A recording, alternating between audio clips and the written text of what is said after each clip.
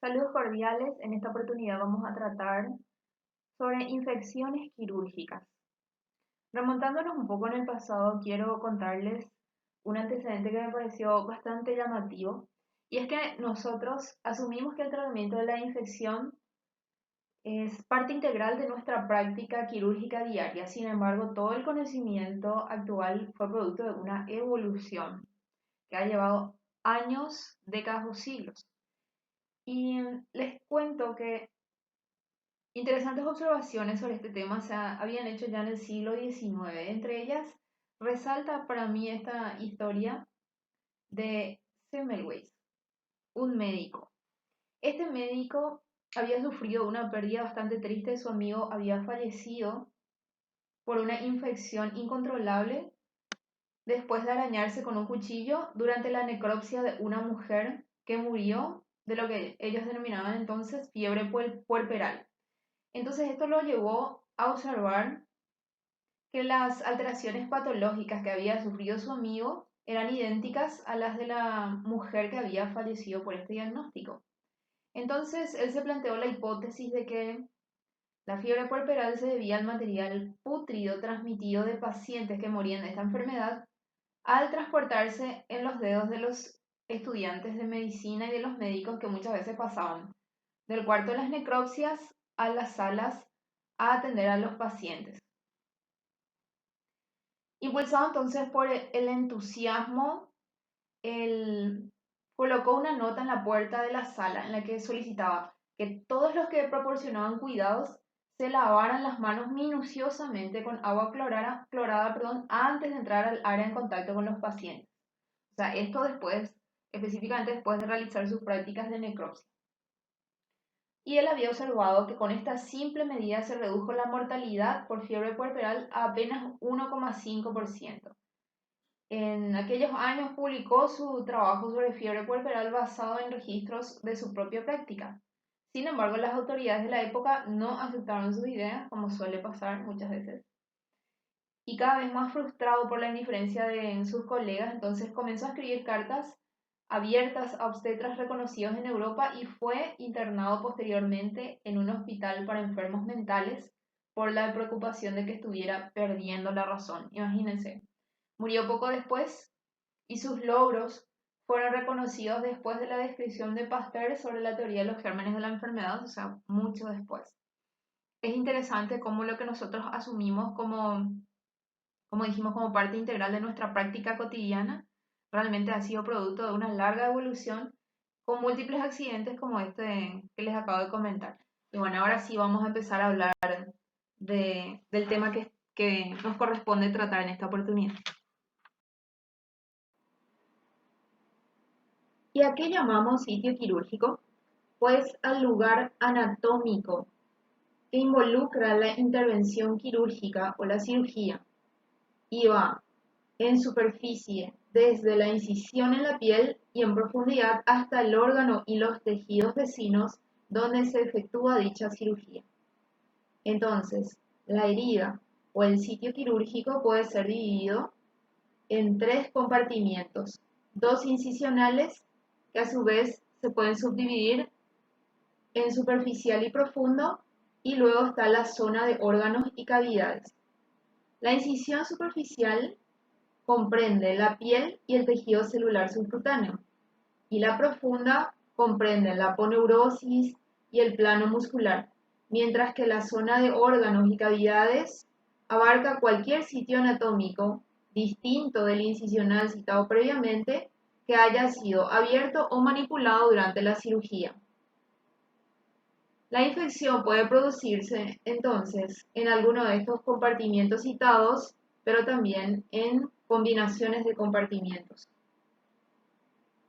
Y a su vez, esta infección es la consecuencia de la ruptura de la función de barrera creada por la herida en sí misma, que se asocia a la invasión de microorganismos a un compartimiento previamente estéril.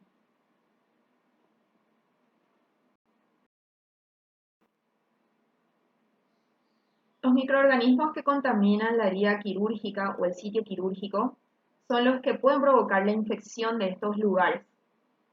¿De dónde provienen los mismos?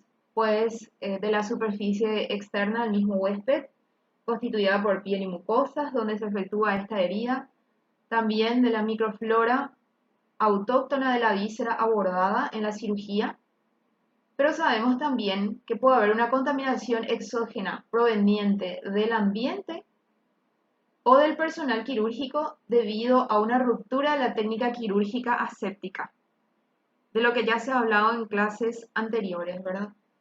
Y también se puede tener una infección como consecuencia de la combinación de todos los factores anteriores. Gran parte de las infecciones son producidas por microorganismos de la piel o de las mucosas de los tractos digestivo, genitourinario cuando son invadidos. Asimismo, debemos tener presente que también pueden ser ocasionadas por microorganismos procedentes del personal sanitario cuando no hay una técnica quirúrgica adecuada o del mismo ambiente del quirófano. La capacidad que tienen los agentes infecciosos de producir enfermedad en un huésped susceptible es lo que denominamos patogenicidad microbiana. En este contexto, algunos gérmenes que no tienen normalmente la capacidad para causar infección en una persona sana, sí puede originar una mortal infección inclusive en personas con compromiso grave de sus defensas, como es el caso, por ejemplo, de las personas que tienen que someterse a inmunosupresión para poder tolerar un trasplante renal, por ejemplo. Por otro lado, las defensas sabemos que están dadas por barreras físicas, como lo son la piel y las mucosas. También hay defensas inmunológicas, si recordamos en este grupo a las inmunoglobulinas, al sistema del complemento y las citoquinas. Y también tenemos el mecanismo de defensa constituido por el proceso de fagocitosis. Y en relación a este, muchas bacterias tienen cápsulas gruesas que las tornan resistentes a este proceso. Otros resisten la destrucción intracelular después del proceso de fagocitosis porque no se funden con el fagosoma.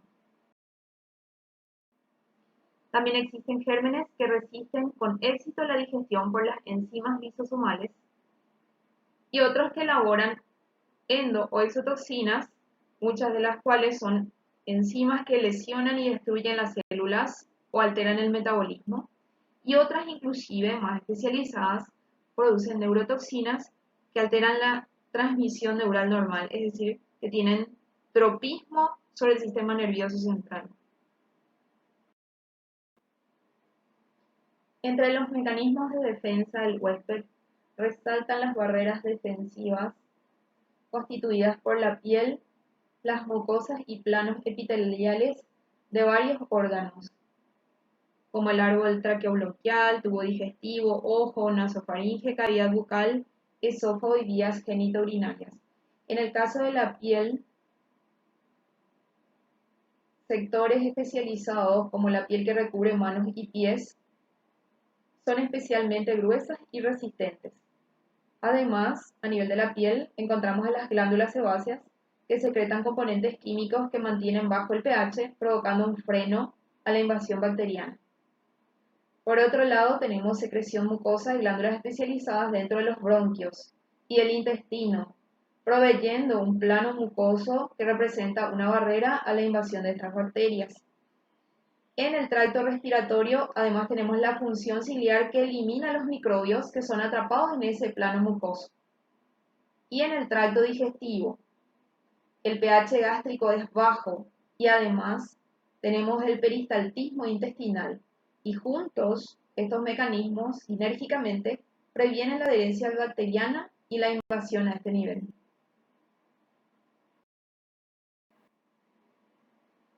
Además de las defensas locales del huésped que citamos recién, que actúan a nivel de los tejidos previniendo la invasión bacteriana mediante epitelios especializados, tenemos las defensas sistémicas del huésped. Es decir, que en todo el cuerpo existe un sistema muy complejo de mecanismos de defensa que pueden inactivar y destruir a los microbios o agentes infecciosos. Y así tenemos al mecanismo humoral y al mecanismo celular, básicamente. Recordemos que en cuanto al mecanismo humoral, finalmente se van a producir una consecución de procesos que van a llevar a la producción o a la formación de inmunoglobulinas, que recordemos que son poderosas oxocinas que favorecen la fagocitosis al rodear a un agente infeccioso, como por ejemplo una bacteria, y hacerla más sensible a este proceso. Y vamos a hacer un breve recordatorio de cómo se llega a la producción de las inmunoglobulinas. Los agentes infecciosos, o sea, los antígenos, son incorporados, procesados y presentados por células llamadas antigénicas, que son muchas, entre ellas, por ejemplo, los linfocitos B, los macrófagos, etc. Estas células antigénicas entonces van a presentar a los antígenos o agentes infecciosos, como por ejemplo las bacterias, a los linfocitos T. Los linfocitos T, a su vez, vuelven a estimular a los linfocitos B a convertirse en plasmocitos maduros. ¿Y cuál es la importancia de este proceso? Pues que los plasmocitos maduros van a ser los que van a producir estos anticuerpos o inmunoglobulinas que dijimos. Y repitiendo, favorecen la fagocitosis al rodear al agente infeccioso, por ejemplo la bacteria, y hacerla más sensible a este proceso. En cuanto a los mecanismos celulares, también existe una variedad de células colaboradoras, pero entre ellas resaltan los macrófagos porque, como citamos recién, actúan como iniciadores de la respuesta inmune a través de los linfocitos T, pero como son células pluripotenciales en el proceso de atrapamiento y procesamiento de los antígenos, que son los agentes infecciosos dijimos, pueden también activarse y los macrófagos activados secretan una variedad de sustancias y además actúan como fagocitos en los tejidos y en el flujo sanguíneo. Y como son residentes naturales de muchos tejidos, entonces representan la primera línea de defensa en muchos sectores antes que sean activados.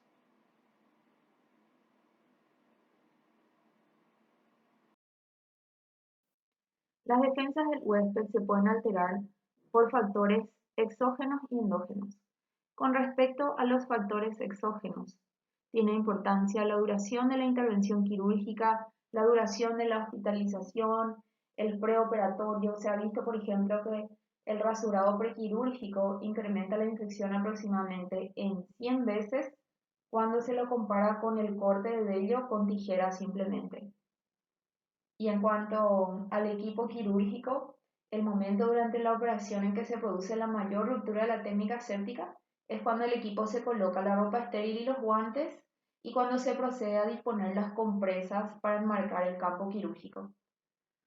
Otros factores que contribuyen son la contaminación a través de las manoplas de la luz de la lámpara cialítica por el gorro quirúrgico y sobre todo la rotura de los guantes.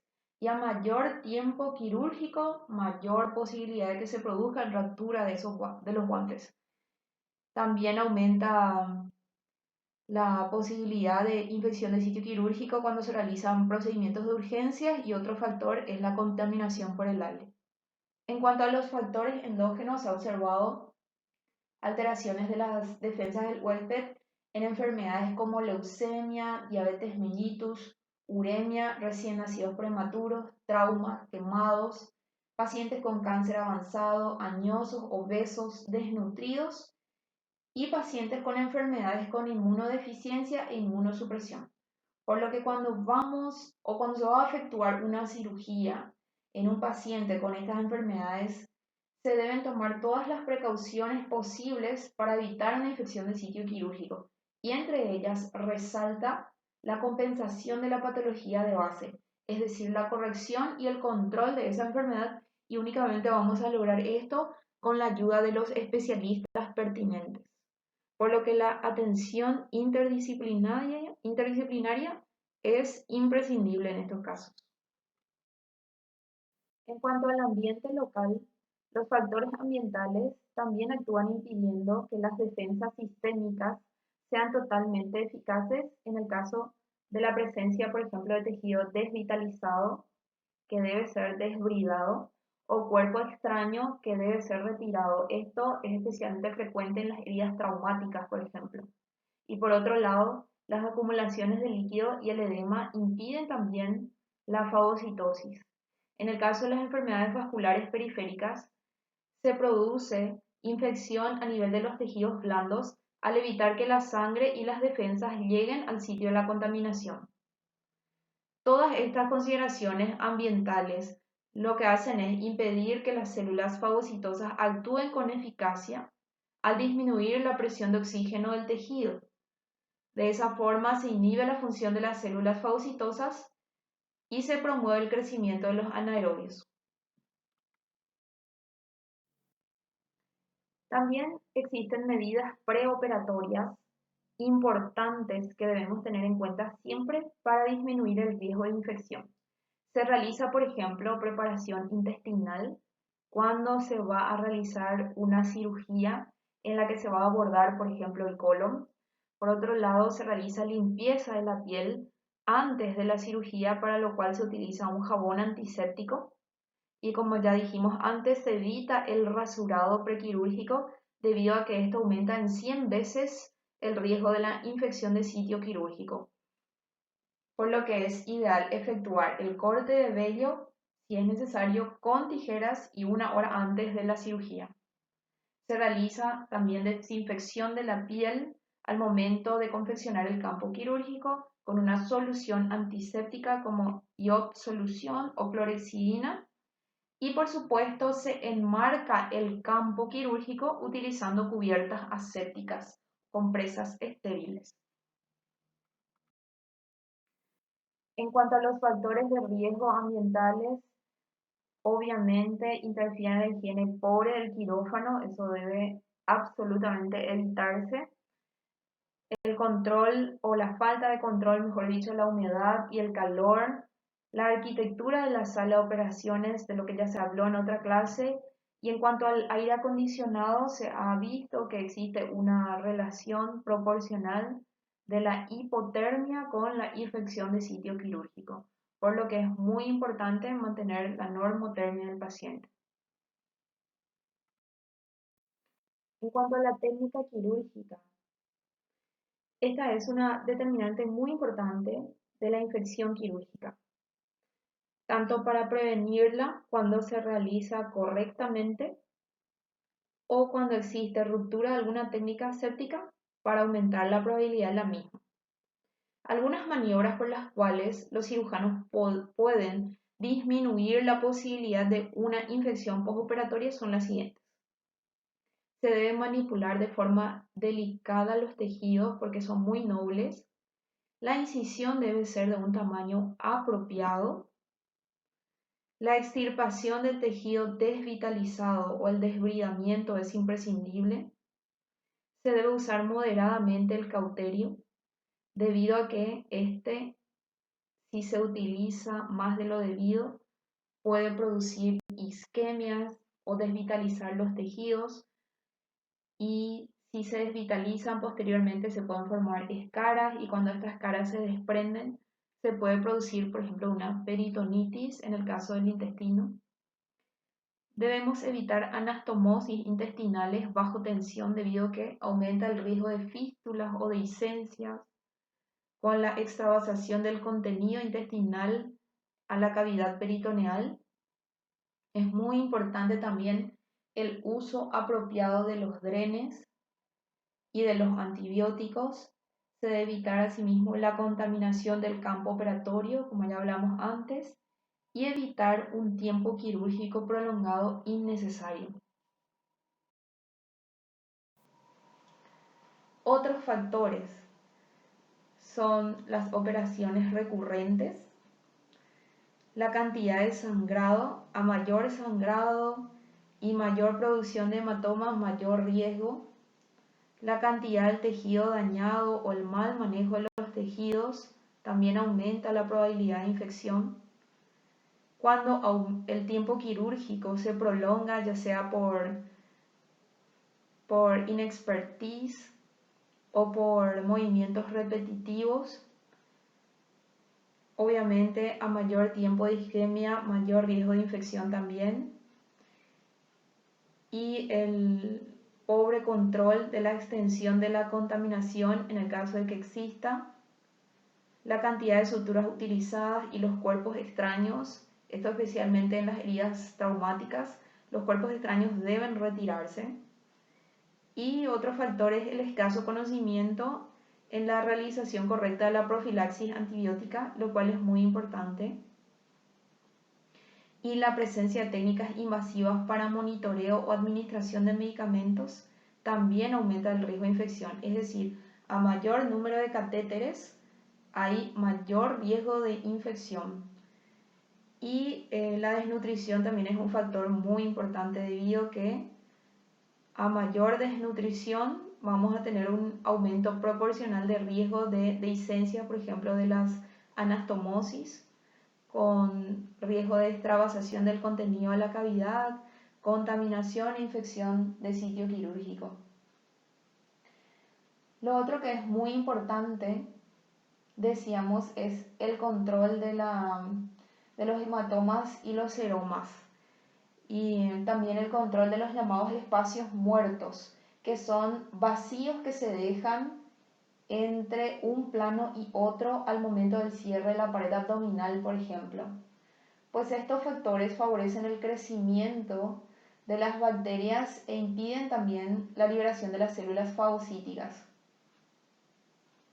Un error muy frecuente que se tiene, por ejemplo, durante la técnica quirúrgica es dejar estos espacios muertos entre los planos durante el cierre.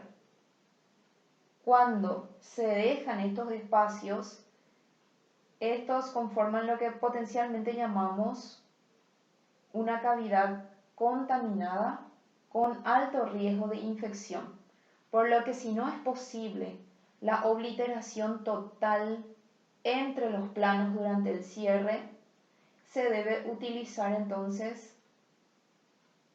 un sistema cerrado de drenaje aspirativo preferentemente o como método de elección para evitar la formación de colecciones de secreciones a nivel del sitio quirúrgico.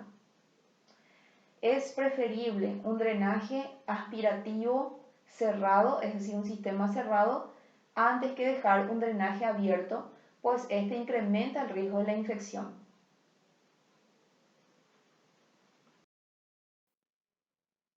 Las heridas quirúrgicas se clasifican empíricamente según el probable grado de contaminación en limpia, limpia contaminada, contaminada y sucia. En cuanto a las heridas limpias, son aquellas heridas que se realizan en las cirugías electivas o programadas, que se cierran en forma primaria sin drenajes y en las que no se han invadido tractos respiratorio, gastrointestinal ni genitourinario. Tienen bajo riesgo de contaminación endógena, por lo tanto, no hay ruptura de la técnica séptica, es una herida no traumática y sin inflamación presente. Por ejemplo, la herida de la cirugía hernia inguinal programada, tiroidectomía o cirugía cardíaca programada. El porcentaje de infección es de un 2% o menos. Se encuentra libre de microorganismos patógenos, no hay alteración en la técnica estéril durante el acto quirúrgico, no se utilizaron drenajes y por lo tanto tienen una cicatrización evolutiva bastante favorable.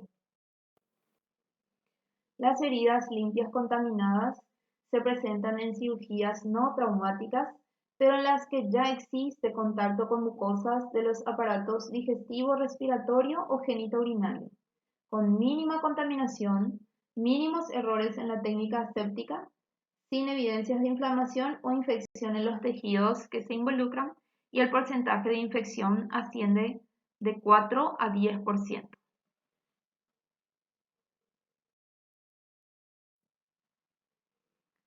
Las heridas contaminadas son aquellas que se producen cuando hay contacto con mucosas con amplia contaminación, cuando hay fallas muy importantes en la técnica quirúrgica séptica, en las heridas traumáticas recientes de pocas horas de evolución y cuando existe un proceso inflamatorio importante concomitante. En estos casos, el porcentaje de infección es de más del 10%. Por último tenemos las heridas sucias, que son aquellas heridas traumáticas de un tiempo prolongado de evolución, por lo menos más de 4 horas, en las que existe retención de tejidos desvitalizados, presentan cuerpos extraños o incluso contaminación fecal. En estas heridas incluimos también las que se producen en las cirugías en las que se realizan o se abordan vísceras perforadas u órganos inflamados con presencia de colección purulenta o peritonitis, o cuando se seccionan tejidos limpios para poder tener acceso a una colección de pus. Existen microorganismos patógenos en desarrollo y estas heridas no deben ser suturadas, ya que permiten el crecimiento y proliferación de los microorganismos hacia el interior. Son operaciones hechas en un campo per se infectado. Por lo tanto, el grado de infección aumenta a más del 20% en este tipo de heridas. Tenemos además otra clasificación de las infecciones quirúrgicas según su localización anatómica. Y así tenemos infección incisional superficial, infección incisional profunda y la infección del espacio o del órgano. La infección incisional superficial comprende la piel y el tejido celular subcutáneo. Se presenta antes del mes de la intervención quirúrgica y puede tener estas características: drenaje de pus a través de la incisión, se puede aislar el agente patógeno y puede además presentar signos inflamatorios, que son dolor, tumefacción, calor local o rubor, además de signos sistémicos como la elevación de temperatura o fiebre.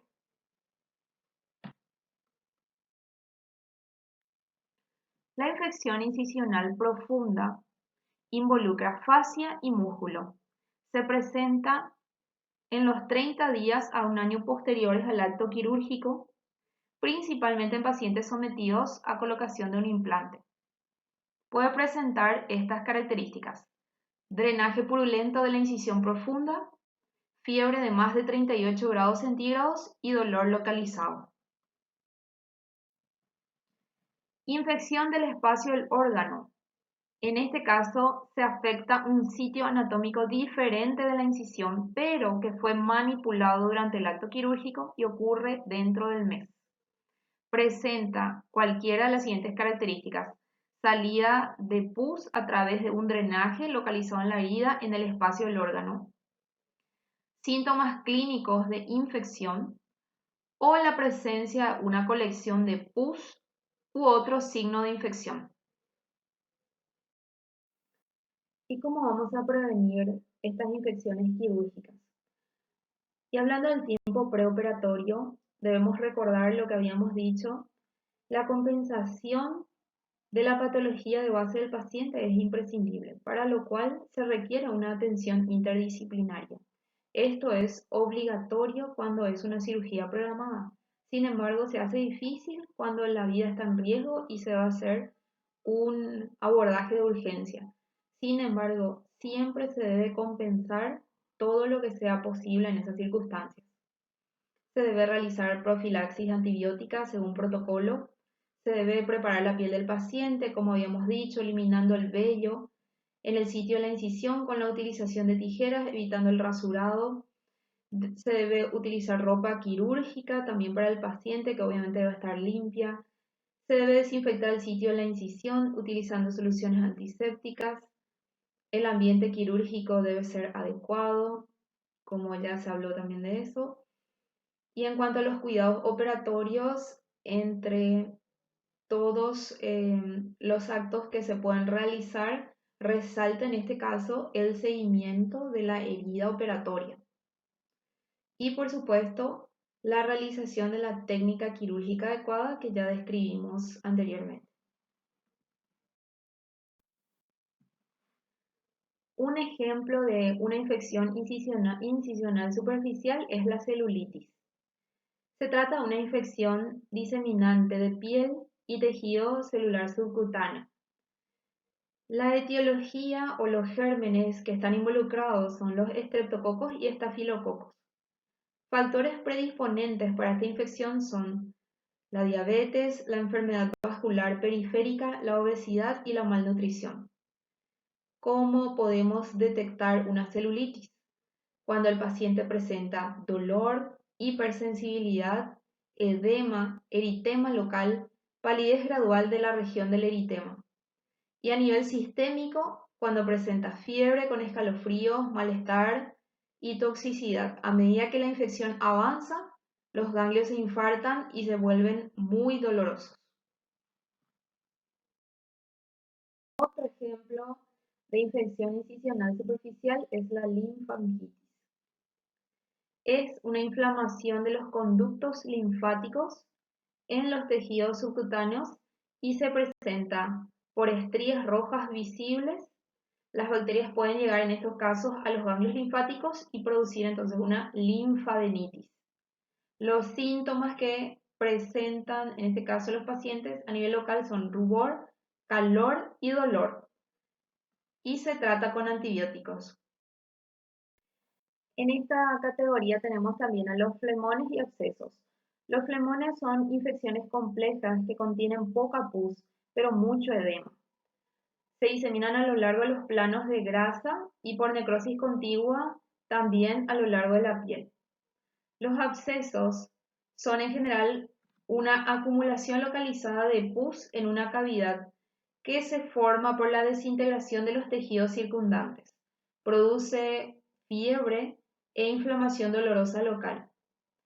Estas colecciones pueden fluctuar a la palpación, pero esto ya constituye un signo tardío del absceso subcutáneo.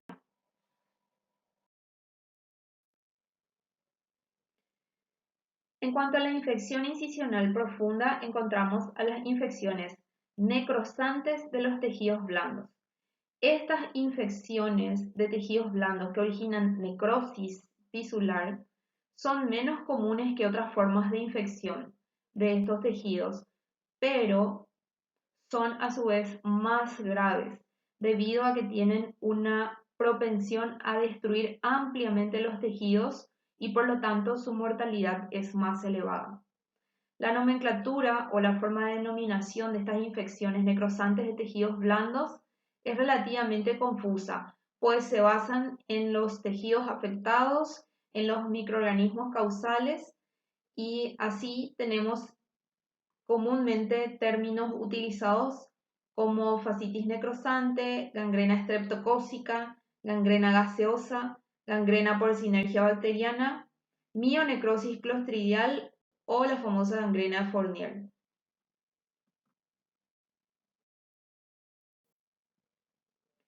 En cuanto a su etiología, son producidas por bacterias gram negativas y gram positivas, aerobias y anaerobias mixtas. Entre ellas las más comunes son las especies de Clostridium perfringens, Streptococcus pyogenes y especies de Vibrio. En cuanto al cuadro clínico, las infecciones necrosantes de tejidos blandos deben reconocerse temprano y tratarse con rapidez. El diagnóstico no es difícil cuando hay una necrosis o cuando se presentan bullas cutáneas. La piel suprayacente puede aparecer normal o solo con celulitis, por lo cual representa también un desafío. En cuanto a los primeros indicios, puede presentarse una confusión mental temprana, el paciente puede estar desorientado, hay toxicidad y falta de respuesta al tratamiento médico y se puede presentar necrosis cutánea, bullas o crepitación a la palpación, lo cual sugiere una infección necrosante. El tratamiento es quirúrgico y requiere incisiones relajantes, por supuesto antibióticos, y es imprescindible realizar cultivo para el aislamiento del germen que permita un tratamiento dirigido y específico, y oxígeno hiperbárico. En estas imágenes podemos observar cómo se presenta la gangrena de Fournier y cuán grave es. Como ya dijimos, se trata de una necrosis cutánea Es fulminante como podemos observar, afecta los tegmentos genitales, también pueden afectar testículos, órganos eréctiles y músculos perineales. Como etiología encontramos en estos casos al estreptococo hemolítico, pero también puede haber otros. Y es interesante que al principio apenas se manifiesta con rubicundez, tumor y edema. Estos síntomas son seguidos de aparición de una escara negruzca y gran deterioro del estado general. Luego este proceso se extiende a la región abdominopelviana. El tratamiento debe ser agresivo, se realiza drenaje, resección de la escara, antisepsia local y por supuesto antibiótico terapia general adecuada y en lo posible se debe aislar el germen para poder realizar un tratamiento dirigido.